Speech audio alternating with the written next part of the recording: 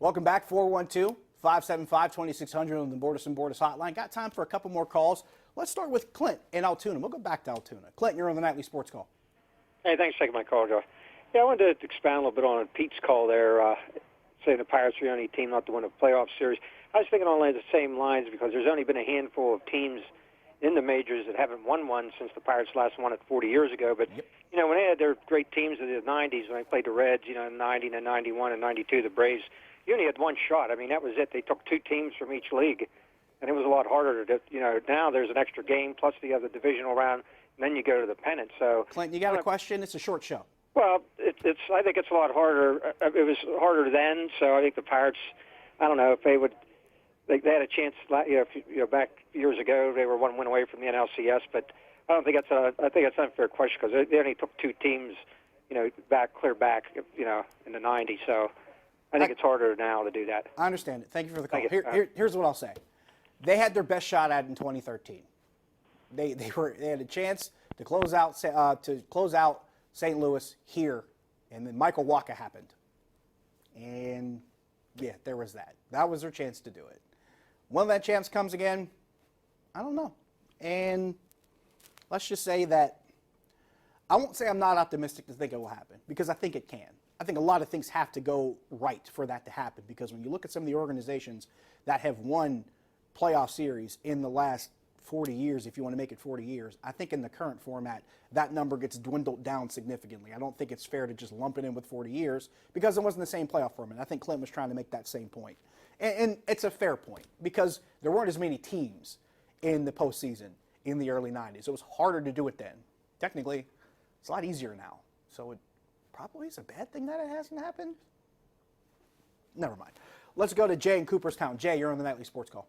Yeah, I'm in Cooperstown, Pennsylvania, which by Franklin. I'm starting to wonder. I heard you say that Dish only has the Pittsburgh station. My question is, Lonnie Chisenhall, I don't hear his name anymore. What happened to him? He's still hurt. Oh, okay. He's been hurt since spring training. He had a wrist injury. Thanks for the call. It's actually a very valid question because Lonnie Chisenhall was a guy that was supposed to be the replacement for Gregory Polanco.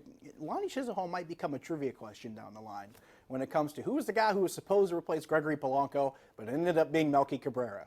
The answer would be Lonnie Chisenhall. Melky Cabrera shows up and becomes one of the most consistent bats in the first 6 weeks of the season, and it's great for him and it's great for the team for that time period.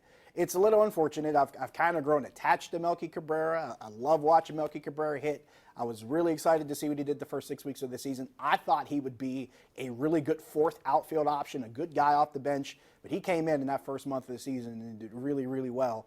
And his time here is more than likely, at least by my expectation, more than likely going to end with the trade to a team that can use an extra bat, probably a switch hit bat off the bench or maybe even a fourth outfielder. He's probably going to be a little bit helpful for a team, a little bit more helpful for a team in contention as opposed to the Pirates. So it's kind of an unfortunate thing, but yeah, Melky Cabrera became that guy that Lonnie Chisenhall was supposed to be. So that kind of clears that up. We'll end with Bob in Beachview before we go to break. Bob, you're on the Nightly Sports Call. Yeah, Josh, I've been really busy and I haven't been able to follow as much. But I grew up in the 60s with the Pirates that won the 60 World Series and the 59. And Crepe, they were interesting. Harvey Haddix pitched 13 scoreless innings and lost 1-0. Bob, I need you to get to a question. Yeah, but last night, Rich and Paul Zeiss were talking about bringing up minor leaguers. And what are you going to have? You're going to have a minor league team in the majors. They're playing not in this game. Is this good baseball planning? I'm going to hang up and listen. I was here last night, so that wasn't. Then it was the night before. To answer your question, and thank you for the call. Yeah. To answer your question, I don't know, okay? I don't know. They got the guys they got here because they really thought those guys were ready. They weren't supposed to have all these guys here. Let's keep something in the back.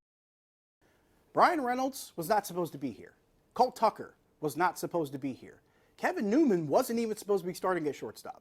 Let's keep those things in the back of our heads because Kevin Newman's been one of their most consistent bats recently. Brian Reynolds has been one of the most consistent bats recently.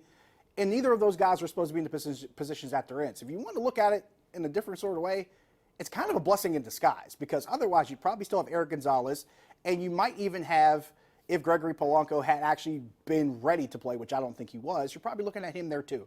So if we're looking at the rosters currently constituted, remind yourself of this. It could be a lot worse if a collision doesn't happen in the outfield a few weeks back. Just saying. Got to wrap up when we come back. Stick around.